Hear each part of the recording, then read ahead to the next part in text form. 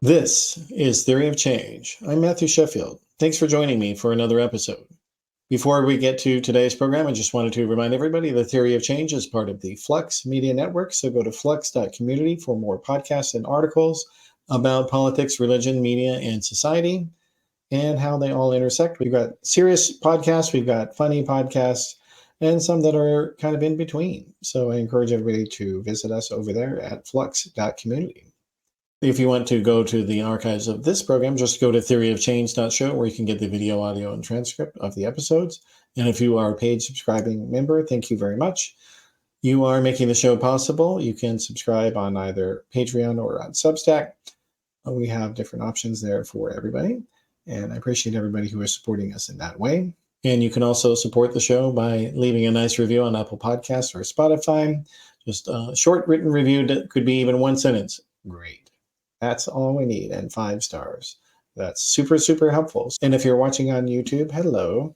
Please do make sure to like and subscribe and get the notifications so you can know when we're posting a new episode.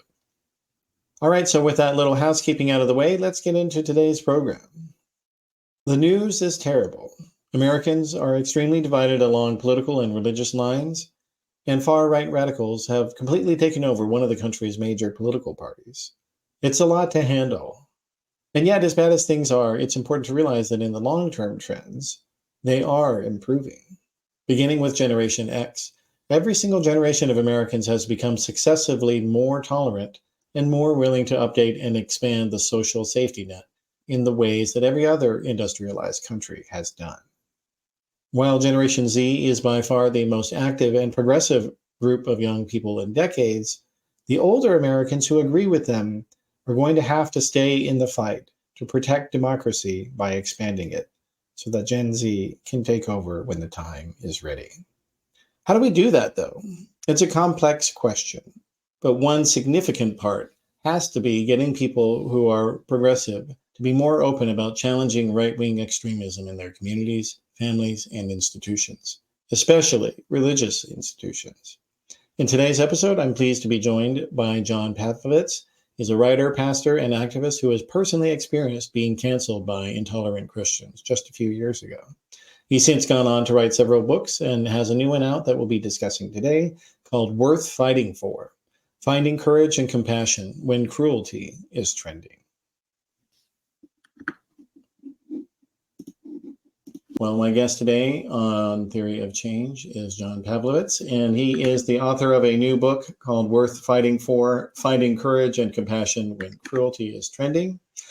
And it's nice to have you here, John. Thanks for being on Theory of Change. Thank you, Matthew. It's wonderful to be with you today. Yeah, so there's a lot of different themes in your book here that are worth exploring, and I really do think that, and this is a theme in some of your other works, is that it's easy to see all these terrible things that are happening and conflict, but it's important also that we see more than just that, right? For sure. I think that it's really easy in the day-to-day, being in the trenches of life and being really up close to so much that we're struggling with, and the news is bombarding us constantly with all the threats and all the things to be worried about. And many of them are valid, but for me, it's always about helping people and myself right-size the threats, and to realize that that is only part of the story, and that there is so much beautiful work happening in the small and close of all of our lives. And sometimes it's important to remember that the agency that we have individually and collectively. And that's what the book, and that's what most of my work is about. Mm-hmm. Well, okay, so when you say right size, what do you mean by that? Well, I think many of us get up every day and we hop onto social media and we see something that alarms us or worries us, and we want people to be informed. And so we share that, and then they share it and they repost it, and then they comment to us and we get a notification about that. Then we see it on our timelines again. And so what social media does, and what that influx of media can do, is artificially enlarge the bad news so that by 9 a.m., 10 a.m., we've seen the same stories over and over again so much that it's sort of saturated us, and we can get so deflated that by the morning we want to just stop everything. And it's important, I think, that we remember that there's other evidence, there's other data that we need to take in and be reminded of that to balance out all of the existential dread that so many of us are feeling. Yeah, no, that's true. And well, and then also, I mean, you used the word existential, and we're actually going to be doing a couple of episodes on theory of change about that later in the year, existentialism proper. But one of the key tenets of existentialism is that you are the one that's responsible for how you choose to respond to the situation that you live in. And you talk about in the book, a lot of people have this belief that somebody's just going to come in out of nowhere and fix everything and save us from this mess. And it's a nice thought, but it's a fantasy, right? It is. The greatest movements in history have been born out of people who looked around, saw the evidence in front of them, and decided that, as dire or as disconcerting as it may be, there's something that I can do to affect that. And those two sort of resources we have are agency and proximity. We are always somewhere. We always have closeness to a community and to a group of people and to need. And then we have something that we can do to affect that. It's the idea that the arc of the moral universe, yeah, it is long and it does bend toward justice, but human beings are the arc benders. We have the ability to affect the times in which we live. We're not passive participants in them. And so whether that comes from a spiritual place or from your own morality or your own sense of identity, that's what I want people to embrace, that there is always something you can do. And as you said, what happens is objective reality, but then we editorialize that in our heads, and we can choose how we respond to everything happening around us. Yeah. And one important part of being able to choose how to respond is sound mental health care for yourself. And that's something that you talk about also, that there is a mental health crisis, particularly for Trump supporters. And it's something that it's something that really doesn't get addressed in most of the mainstream media coverage. Like, they love sending a reporter on an expedition to a diner in Ohio or a church in Georgia, but they don't actually really dig beneath the surface, other than to simply ask, well, do you still like him? Yeah. Okay. Well, and nothing beyond, well, what is it that was there inside of you before Trump? And it's like, and it's an important question to note, because a lot of people who are especially devoted to Trump, they weren't political at all before, because they felt like there was nothing there for them, and for whatever reason they felt that way. And there's just this profound crisis that a lot of conservative and reactionary people are having, especially in the red states, and you talk about that.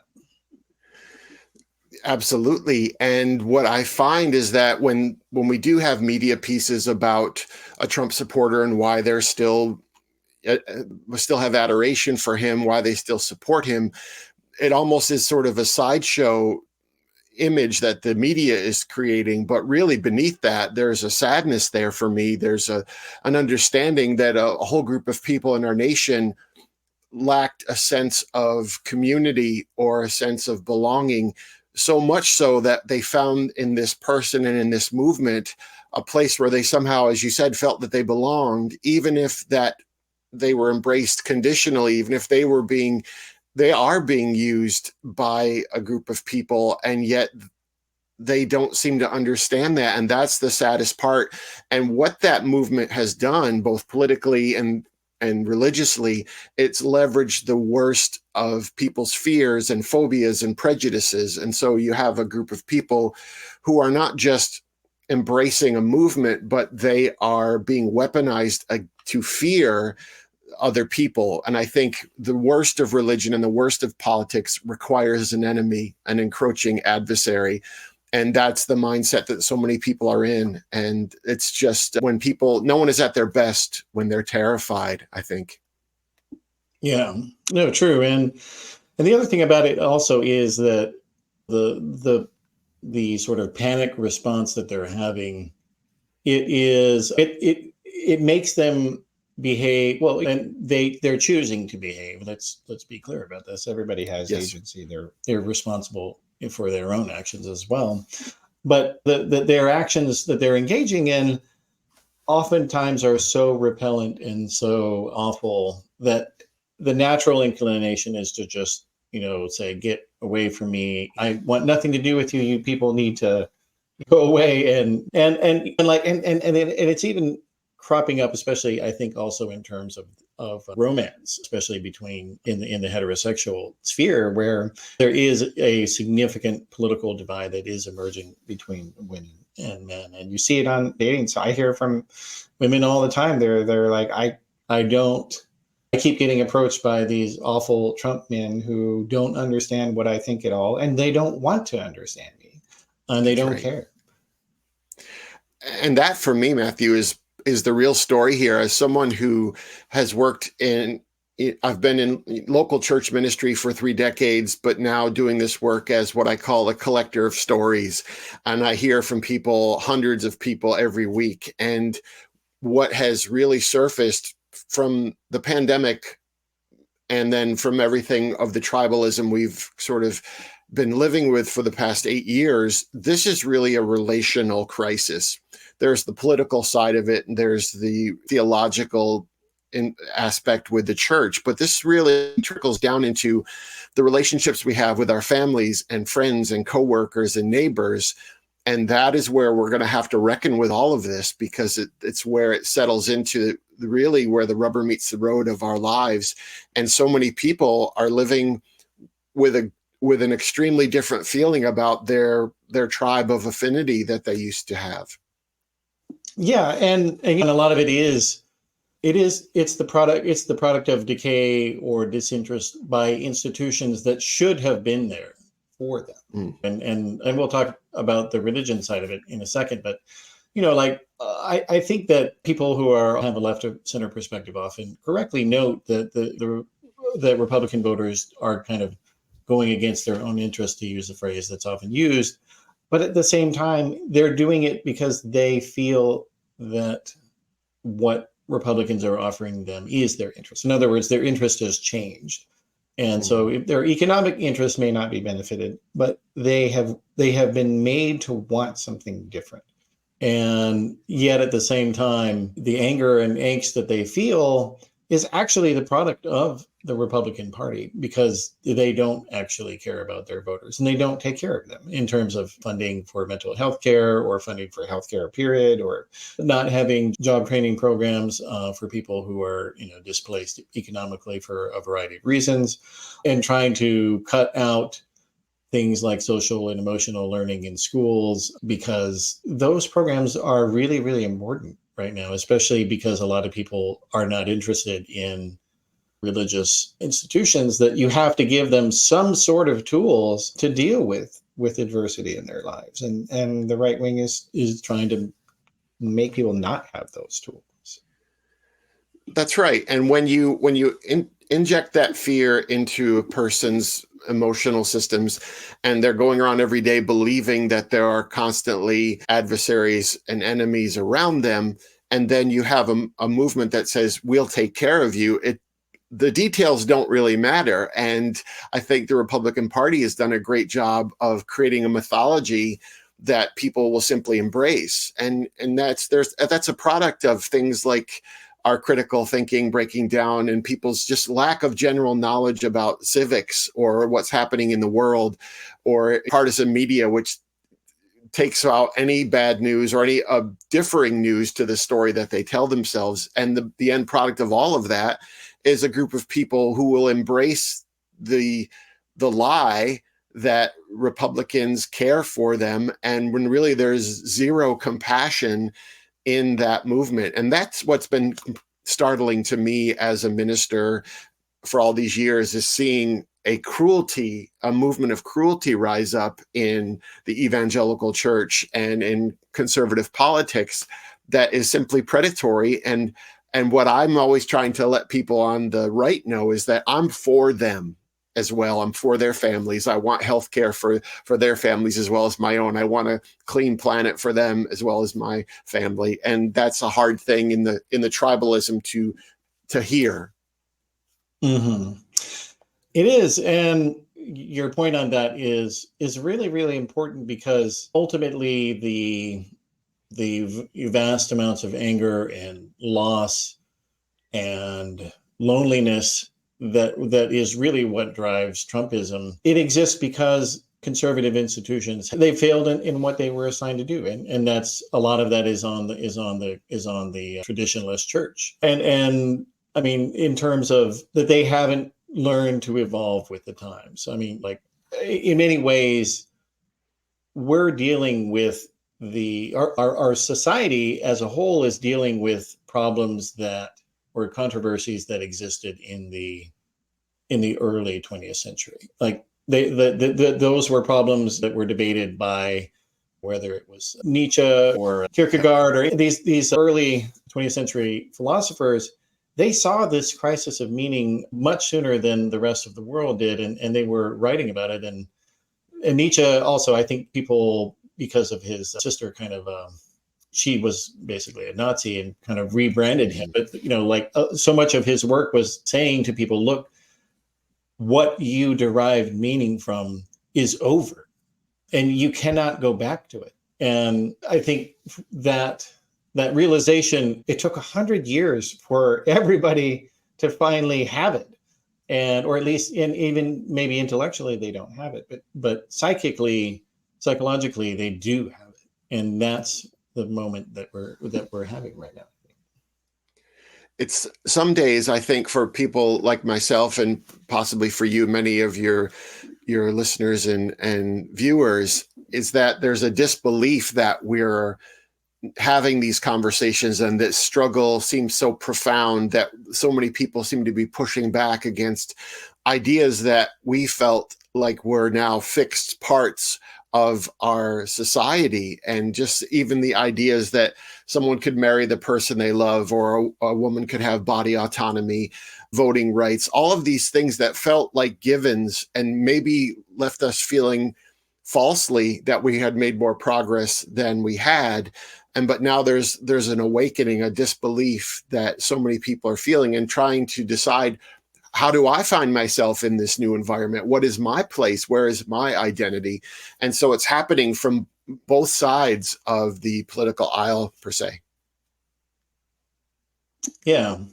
Well, and just to go back to the religion side of things, I mean, there's a real crisis. I think that, when you look at surveys of Americans, large percentages of them have always, disbelieved in evolution, even though it's been scientifically proven for more than 100 years. But they finally realized that they lost this, because before, let's say in the 90s, 2000s, when the internet was first becoming sort of completely mainstream and pervasive, they really thought that the facts were on their side. They really did. And like Ben Stein, for instance, the right-wing actor, he made a movie called Expelled, No Intelligence Allowed, which was a case against evolution. And I really actually encourage people to watch that movie, because it's so illustrative of this mindset. But he put it out there, and they all thought it was so great. But everybody else just laughed at it and thought it was absurd and stupid. And that sort of thing has happened in so many people's lives. Like, it used to be the case that people could say, well, evangelical churches, they had tremendous growth in the United States for many decades, and they were always boasting against more mainline Protestantism or Catholicism that, oh, you guys are headed for the grave. No one likes you anymore. You're losing all these members. We're going to win all this. And things have now actually reversed. That liberal Protestantism is now the one that's growing, and evangelicalism, fundamentalism, is just collapsing. And you wrote something in the book that I want to talk about in particular on this point. You said that, honestly, I don't know if organized Christianity on balance is helpful anymore. What I do know is that the compassionate heart of Jesus I find in the stories told about him is helpful and urgently needed. How is that perspective kind of terrifying to a lot of Christians? Would you say, of what you wrote there? It probably is, but I think it's one of those questions that many people of faith who are left-leaning ask themselves all the time, because what progressive spirituality of any kind really is a willingness, as I say, to fight with and for our faith traditions, to be ruthlessly critical of them, to challenge them, and to trust that the answers are going to be something that we can live with. But there is a sense of lostness or homelessness that comes when you look at the tradition of your past and you discover realities about it. And then you have to decide, well, who am I now? And for me as a minister, that was where the journey began, really asking hard questions about theology toward sexuality and toward racism and toward gender equity. And the answer is I didn't like what I was getting, because I had built my whole life on this myth, this evangelical or this mainstream Christian Orthodox understanding, at least in America, of people of color, of the marginalized. And so now I'm in a place where so many others are, is trying to decide how much of this faith can I hold on to and how much of it do I need to discard, and what do I do with what's left? How do I identify? Yeah, no, and that's what's terrifying, I think. And that's what's driving a lot of this traditionalist Christian rage against everybody, that they don't want to have these thoughts. These thoughts are dangerous mentally. That's right. They are, and or at least they seem that way. Like in my case, I was born and raised in a very fundamentalist Mormon family. And I had all those beliefs. I believed that I had God gave me revelations, and I wrote them down. Like I was all in for this stuff. I read the Bible and all the other Mormon books in their entirety by the time I was 8, and many times subsequently. So like I really believed it. But at the same time, so I left that tradition when I was 27. There were still, throughout my life up until that point, there were always these little things that I noticed along the way. And people would tell me, don't notice those things. Don't think about those things. You need to put those away. Those don't matter. You'll find out someday in heaven, and God will explain it all. And that worked for me for a while. But then once I realized it's okay for me to not. It's okay for me to decide what I believe is correct. I don't have to do what other people tell me. And like I think that moment, because many people, for them, the value of religion is answers. And it doesn't matter if they're good answers. It doesn't matter if they're healthy answers. It doesn't matter if they're kind answers. What matters is that they're there. And exactly. And what I usually say is, most people want a shorthand religion. They want a group of scriptures that they can kind of pull out when they need to. They can be told what they're to think and feel about these big issues, and that those things can be settled, and they can attend a building for an hour on Sunday and then go on with their lives. And as I said before, that the existential crisis, most people don't have the time to go through something like that, and it's necessary. And I didn't intend to be a minister, and so I entered into the church not realizing that this was going to be a position where I was going to find myself. And yet it made me keep asking those difficult questions. And you're right, certainty was sacred in so many of the communities that I was a part of, and doubt or questioning was some sort of character flaw. And it was only when I really realized that whoever and whatever God would not be intimidated by my questions. Only people are intimidated by questions, that I pushed into those things and began writing and speaking and preaching about them. And that's when the trouble comes, because people are threatened not by something you say. Usually they're threatened by simply saying, well, is that possible? Could you be wrong? Could the existence of hell be incompatible with the character of a loving God? And could women be actually equal to men and have their gifts be responded to in a spiritual community? And once you begin upsetting that, that turbulence comes and people will run away from it. Yeah. Well, and that's because, I mean, for me, I think that everybody wants to be seen, but most people don't want to be known. And oftentimes the most terrifying person to be known by is yourself.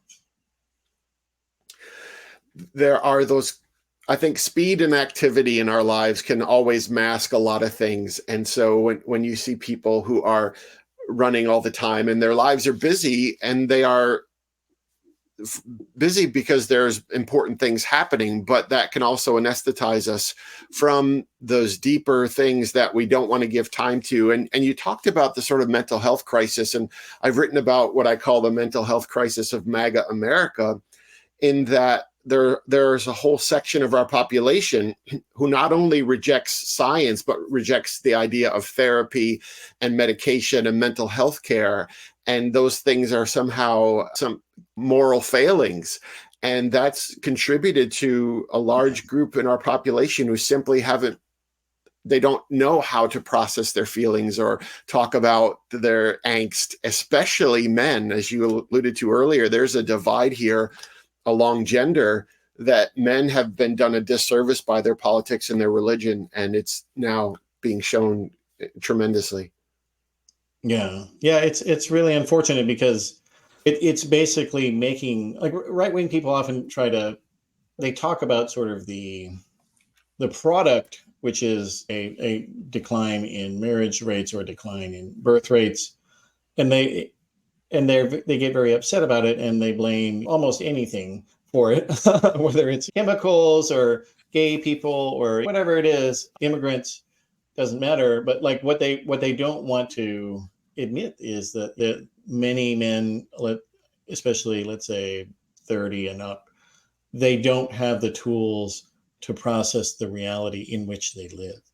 And that they don't understand that when the feminism has won, and women are never going to go back, and they don't have to go back, and they should never go Right. back. And so And if you can't accept that, then you're going to have problems with reality, and you're going to hate everyone, and you're going to hate yourself. And that's terrible. Sorry. And then there's an irrational response. So it's not really, people don't even know why they're angry, what they're angry about. We were at the airport not long ago, and it was like one of the news stories. Some man there just got frustrated by whatever he was frustrated by, and he started screaming and ranting and raving and running around and singing Amazing Grace and all these very bizarre things. And I looked at him, and people were, of course, laughing and filming him. And all I thought was, this is a 60-year-old man who still doesn't understand how to process his emotions, and how terrifying and sad is that. And you're right, when you look at often with conservative politics and religion, I always say that the attack is an inside job. It's a lack of being willing to look in the mirror and say, well, what are we contributing to this problem? And for me, compassion and courage are so huge in the book, because I think that's what we're lacking in so many men who are conservative. Empathy is a lost art. And then the ability to offer a differing opinion. You know, when I was steeped in the religious world, in that evangelical world, it was so fiercely protected. I always say organized religion and organized crime are very similar, because they're fiercely loving when you're on the inside, but there's such a terror of being pushed to the periphery or excluded altogether that people will do anything to stay in there. Yeah, they will. And kind of related to that to some degree, I feel like also with this religion sort of unprocessed reality that many churches are dealing with, is that there are progressive religious traditions that they do support women's equality, they do support TQ relationships and identities, but they are not telling the full story, in that they try to say that the Bible supports these things. and the Bible says it's okay to be trans or that it's okay to be gay.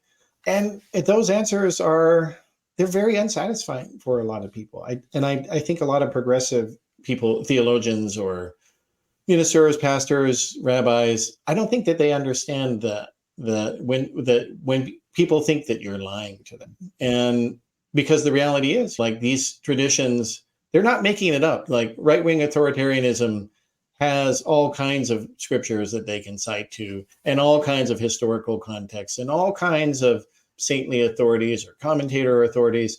They're not making this up, that this is not some invention, and people, it didn't come out of nowhere. Like, this is real, and to pretend that it's not, it's insulting, I think.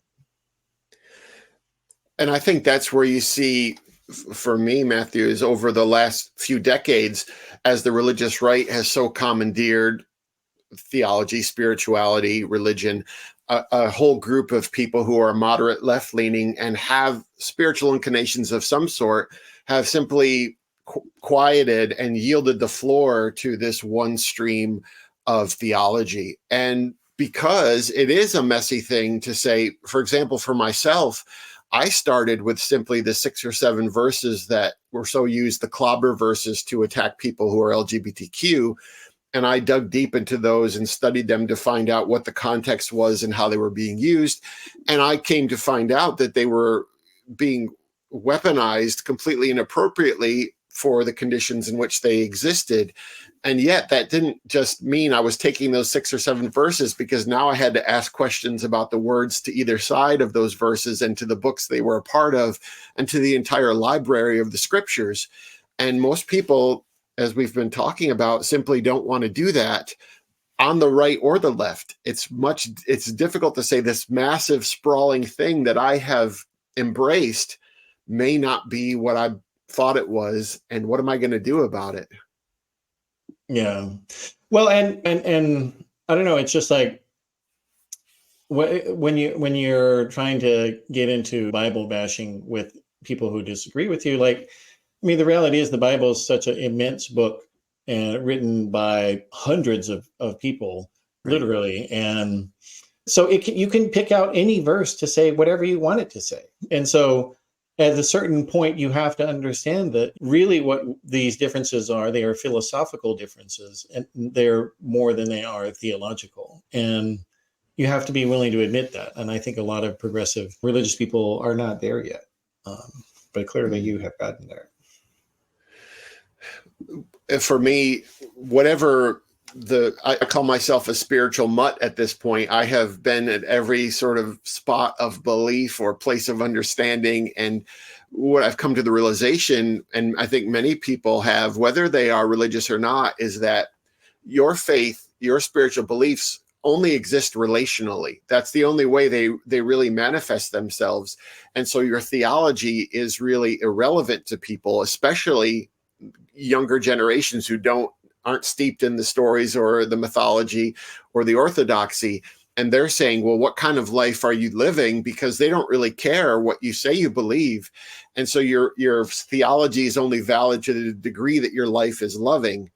And so that, for me, is where the whole thing nets out. What are people experiencing?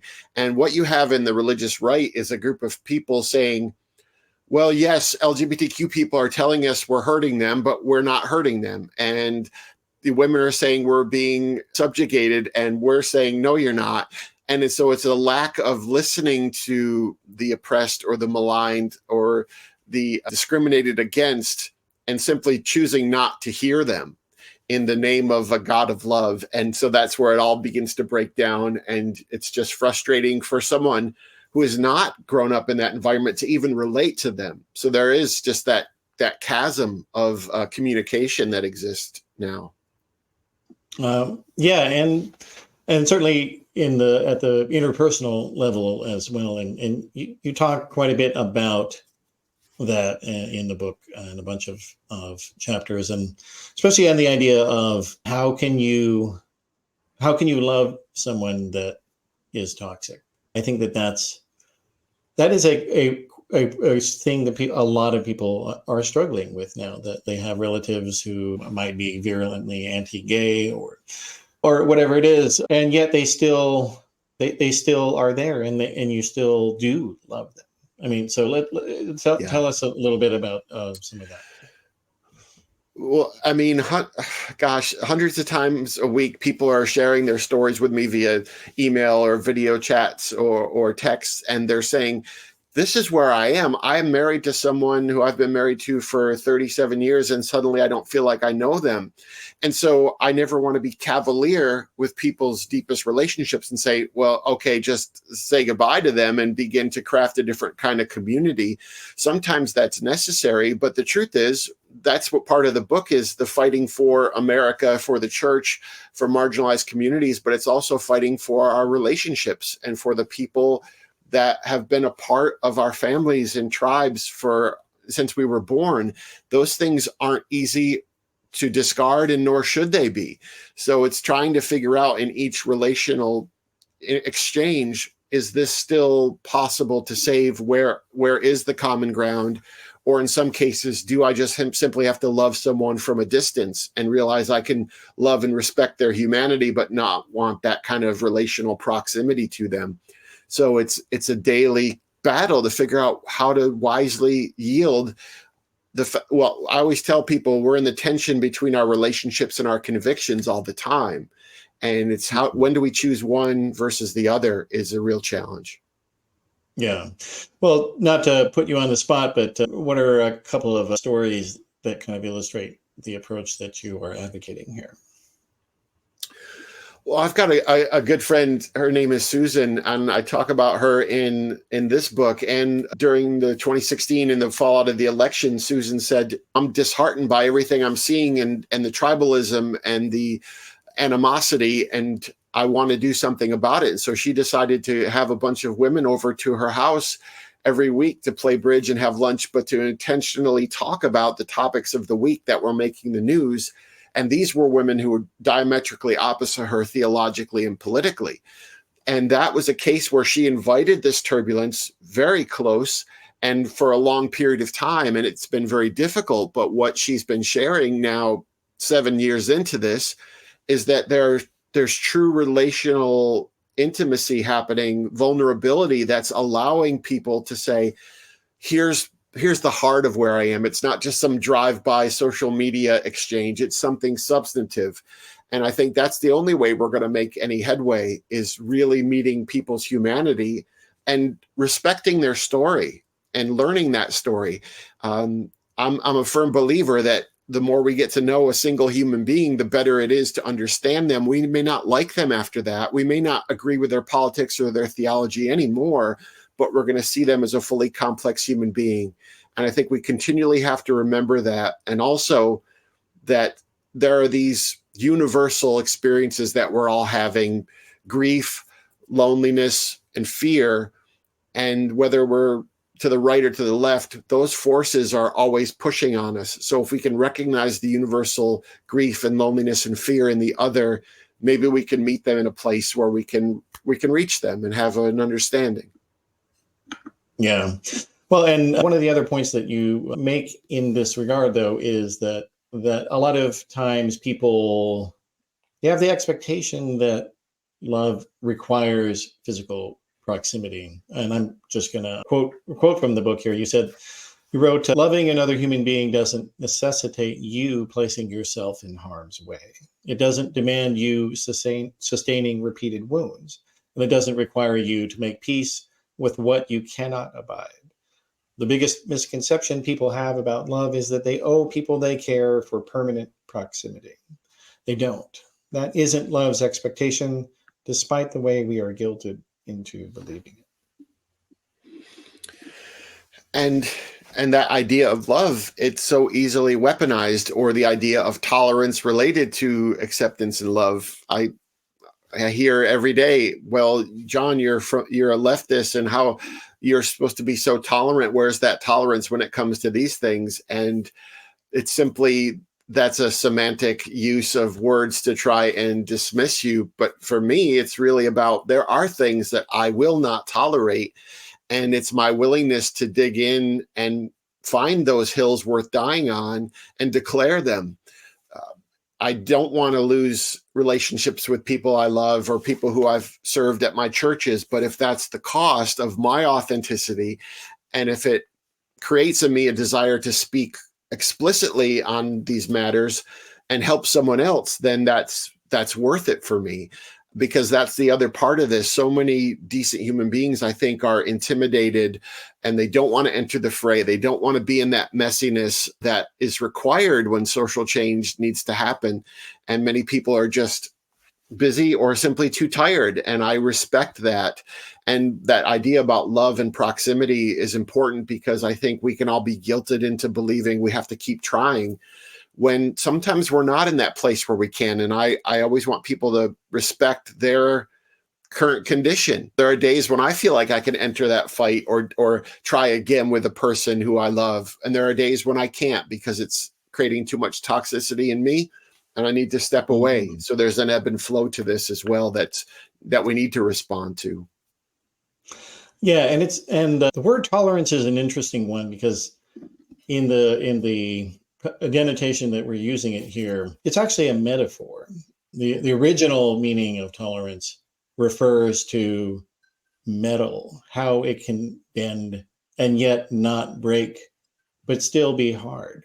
And that's really what I think is what we should think about tolerance in this modern age here, that you can be as strong in your convictions as you want to be, and you don't have to break them. But at the same That's time, right. in order to exist in some fashion or another, and that's entirely up to you to be able to bend. I think that's something worth thinking about. And deciding how much will I tolerate in this context, and how much, when does the moment come where I need to separate myself from this? Because for me as a minister, I found that there was a dangerous ambiguity that I engaged in, because I knew what I felt, but I knew what my people could tolerate and in language. And so I would nudge them to a certain point, but I knew if I nudged them here, it would be too much. And that's one of those places we do that in our relationships. We say, well, I don't know if I can push back here, because if I do, it's going to start this whole chain of events and this conflict. And for me, it's really worth it. The key for all of this to me is to humanize the other person.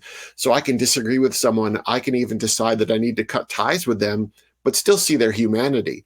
It's the moment that I dismiss them or create in them some stereotype or some caricature that dehumanizes them. That's when I'm in a dangerous place, because that is what I see on the right so much. They've been able to discard the humanity of so many different kinds of people, and that makes it easier to hold the positions they hold and to yield the theology they do. Yeah, I think so. And you have a section in the book that you call "The Church We Really Need." What tell the audience what you mean by that, if you could, please. Well, Matthew, these writings come from constantly trying to figure out what is the church to us. And the church, for many people of faith, the church with a big C, is just the global gathering of people. When I asked that question that you talked about earlier, is Christianity helpful? It's asking the same thing. What is the church to people? And there was a story we always told ourselves earlier in our lives, that the church did this and did that, and it was the center of the community. And now it's looking and saying, well, what is the net result of organized religion? And can we have churches that are known for their empathy, for their generosity, for their diversity, rather than being known as exclusionary, predatory environments, which is what they have become to be known by so many people, either because they've experienced them that way, or simply because the religious right's prominence has created the false image that is the only kind of church that exists. So to younger people, to people who have walked away from faith or never stepped into it, that's made easier by people thinking, well, this is the only kind of Christianity there is. So the questions I'm asking are, as people gather collectively in a spiritual community, how can they do it in a way that does no harm? And if we ask those questions, maybe we're going to be better believers in how we practice. Mm-hmm. Well, and I mean, and specifically, what do you mean by that? Well, people will talk about anger, for example, and growing up, I heard about righteous anger.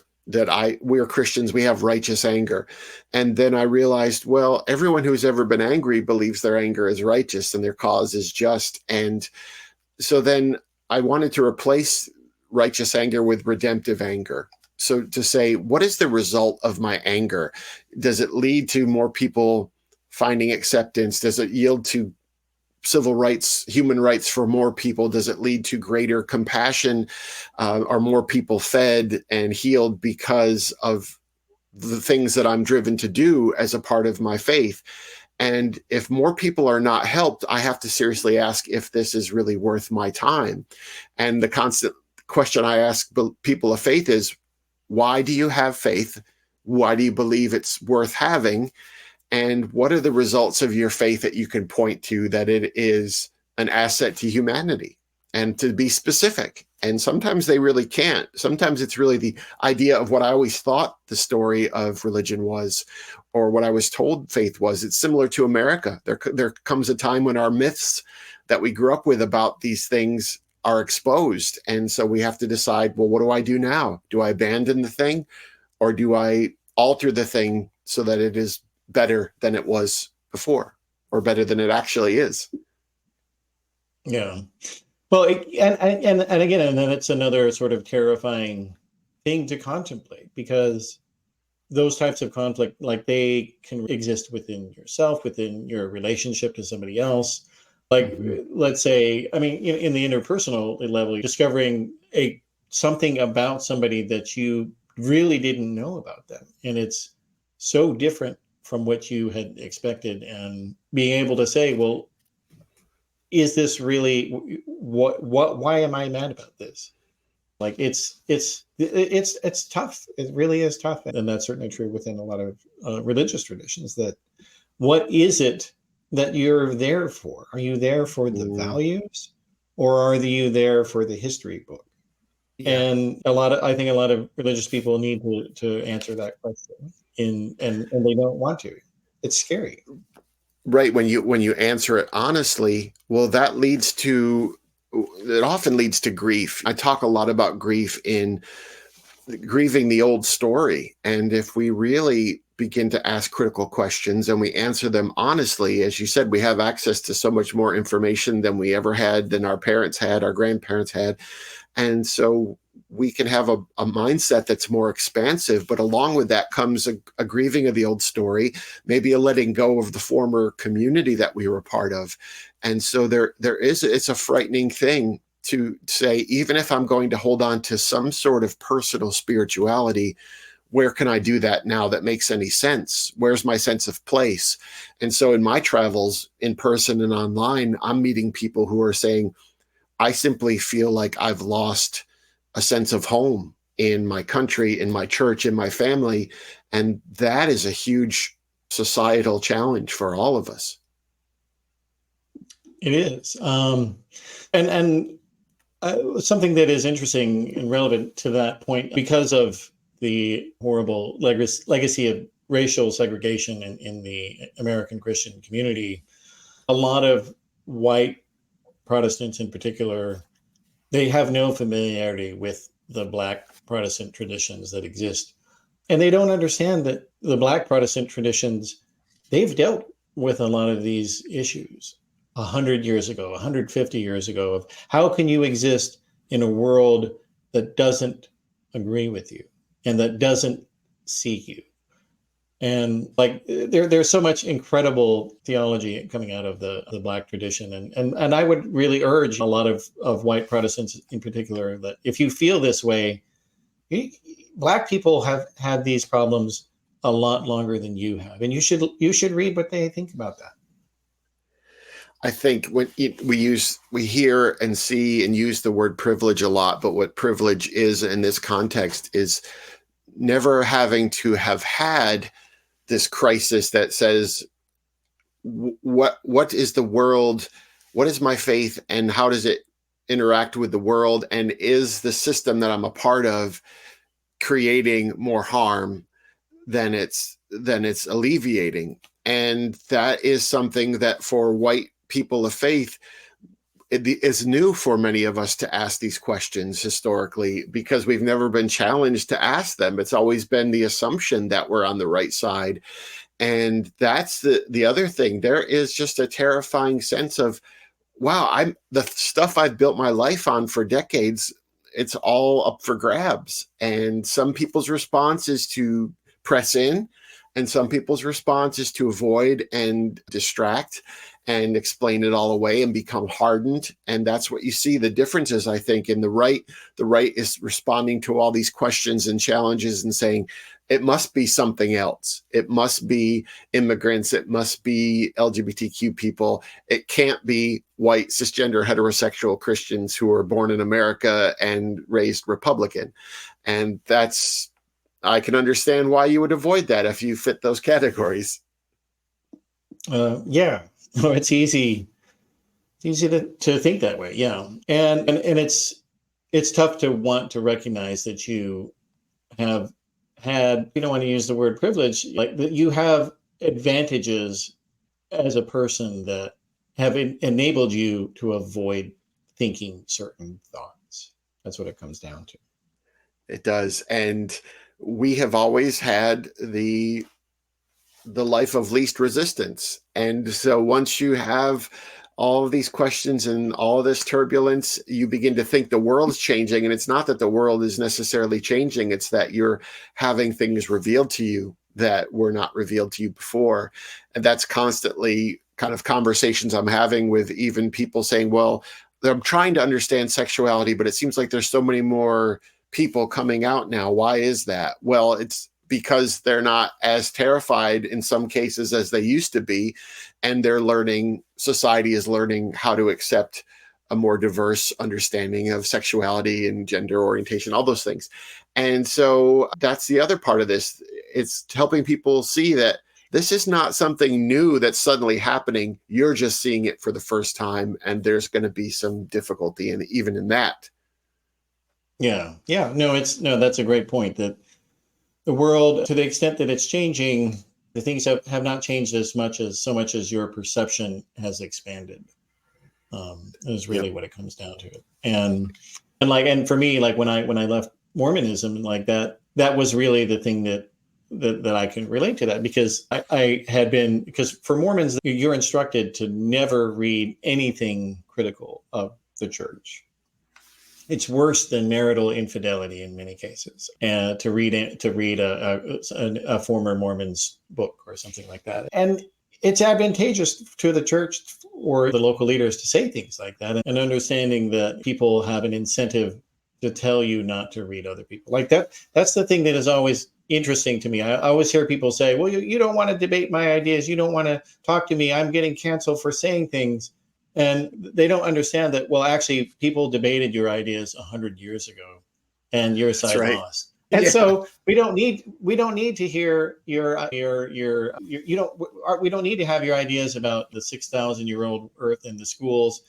We don't need to have your ideas about that homosexuality doesn't exist, or that trans people are not real. It's just a mental illness. We don't need those things, because transgender people have been around since the beginning of humanity, and there is ample historical record to indicate that. But you just don't know about it, and your ignorance is not an argument, is what it comes down to.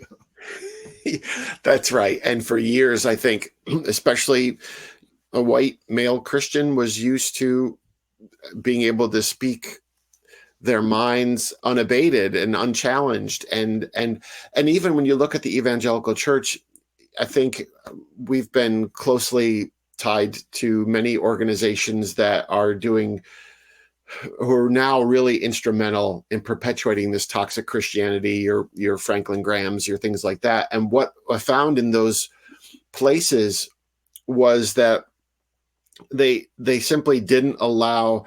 I speak all over the country. I have for a decade now doing this work. I've been invited by progressive churches, by humanist conferences, by synagogues and mosques and atheist conventions, but I've rarely really almost never been invited by a conservative church to come and simply have a discussion about the things we're talking about today, because there is such a control that's being exerted over the people there, because they're terrified of. Well, you're terrifying. Yeah. You are terrifying. That's really what it comes down to. But they're so scared of you that they can't even say that also. Yeah. That's right. That is the like there are all these people out there that are making millions and millions of dollars saying, oh, I was a former progressive and now I love Donald Trump, like Matt Taibbi or some of these other people out there, and they never want to have actual debates with anyone. And the same thing is true in the evangelical world. Same thing is true in the Mormon world. None of these people actually want to have a discussion of ideas. What they want to do is bully and call it an argument. That's right. They want to be in front of people and have a monologue that just hits the person over and over again with the talking points and the critiques that they've gotten so used to throwing out there in social media world. And they don't really want to have a conversation. And that's the sad thing for me, being someone who still has a heart for some of the tradition that I come out of. It's realizing that it's actually a better place. I want people to experience that expansive understanding of the world, that you can ask questions, you can challenge ideas, and it's okay. And it's looking at a group of people who simply have sidestepped that altogether is just really sad to me, because it means you really don't believe what you say you believe. You're actually really worried.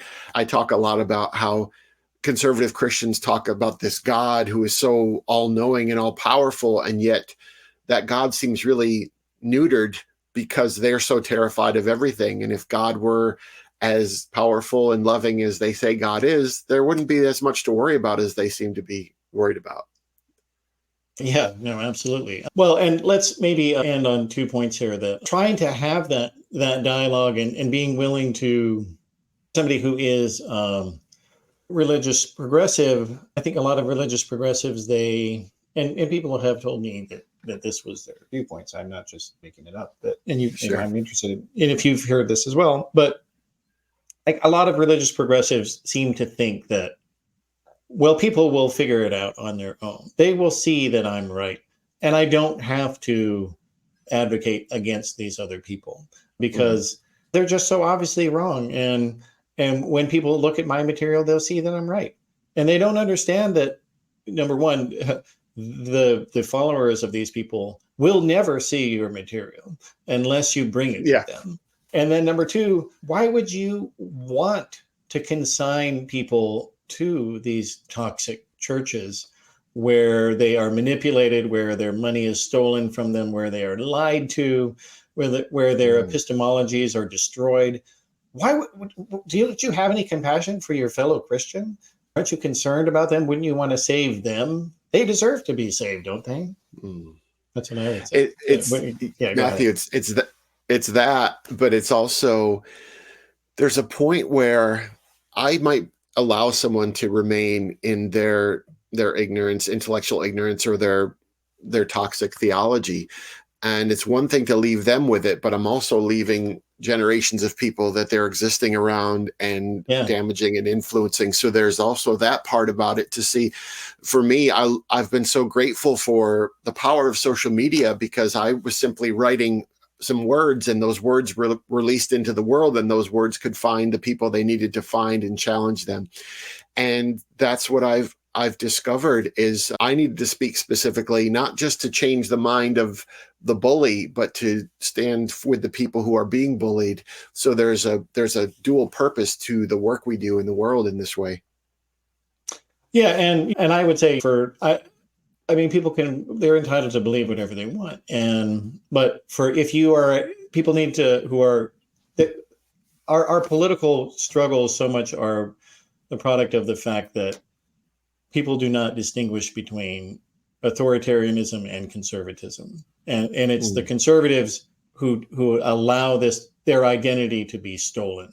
They have allowed authoritarians to pretend to say, "Oh, I'm a conservative." They have allowed that to happen, and And as a result, they've taken over, and they bully the conservatives to be this little tiny rump of nothingness in the Republican Party, and they canceled and destroyed conservative evangelicalism and just stamped it out of existence almost. And because the conservatives didn't stand up for themselves. So like, that is one thing that I do appreciate that you're doing, to say, look, guys, do you value your ideas? So you need to fight for them, because no one's going to do it for you. And if you don't, you're going to lose for sure. Yeah. Yes. And they're seeing that. I think if the 2016 election goes differently, this conservative, religious, evangelical, right-wing Frankenstein monster was on its last legs, and what it has been given over the past few years is a power and a voice that it hadn't really had. And I think if we can survive this time and get past this sort of urgency, younger people, as we've been talking about, they've decided these issues of gender equality and sexuality and race. So they're not going to be bogged down by those things. And if we could just steward the nation and the world to keep them having control over their bodies and their votes, then I think we're going to be in good shape. Yeah, no, I think so. And let's maybe end with the topic of non-religion. So you're still a believer in God, but a lot of people aren't. And I think a lot of people who are not religious, they have a faith of their own that religion is just going to go away, and everything will be perfect after that happens. And it is really naive, because religion isn't going to go away. You're not going to get rid of it. It's not going to be destroyed on its own, or ever, probably. People want to believe in a higher power for whatever reason. That's right. It seems evolutionarily we are wired in some way. Many of us are. And so you have to realize, I mean, that in the same way that right-wing atheists have understood that they need to make common cause with right-wing believers, I think left-wing atheists need to understand that as well. So you mentioned some of your experience on that, but let's maybe talk about that a bit here, if we could. I think that's been the most gratifying part about doing the work that I do, is creating. The writing has become a hub for people who may be religious and non-religious, but they're saying, hey, there's enough here that we agree upon that we can formulate a sense of community. And those are things about the fragility of humanity and the interdependence that we all are a part of. And so those are really, whether you're a theist or not, whether you have spiritual leanings or you don't, we can align around things that are redemptive and productive. And so that's what's going to happen, because this is not the fight is not religion versus atheism, and it's not progressive Christianity versus conservative Christianity. It's, I think, empathy versus cruelty. It's, can we see our neighbor as a part of that we're tethered together, or that we're enemies, that we're separate? And that's what you see. That's what we're fighting for, is a community that says we actually are better together than we are separately, and those divisions are never going to be healthy. And so that's the work that I'm trying to do with the book and with the writing and everything I do. All right. So yeah, it's been a great conversation, John. So for people who want to keep up with you, what are your recommendations for that? Well, once you know how to spell my name, which is Pavlovitz, there's not a lot of John Pavlovitzes around. You can pretty much find me on any platform that you need to. I'm kind of everywhere, and would just look forward to conversations and questions and dialogue. Okay, awesome. All right. Well, thanks for being here today. Thank you. Such a great pleasure, Matthew. Thanks for joining us for this conversation. You can always get more if you go to theoryofchange.show, where we have the video, audio, and transcript of the episodes. And if you're a paid subscribing member, thank you very much. You have unlimited access to the archives. And if you can't afford to subscribe right now, I understand. You can help out the show nonetheless if you go to Apple Podcasts or Spotify and leave a nice review there. 5 stars, as short as you want, just some sort of writing on it. That is really helpful to get people to get recommended to watch Theory of Change. And if you're watching on YouTube, hello. Please be sure to like and subscribe and get the notifications whenever we post a new episode. That's a way to help out as well. So that will do it for this episode. I hope you'll join me next time. I'm Matthew Sheffield.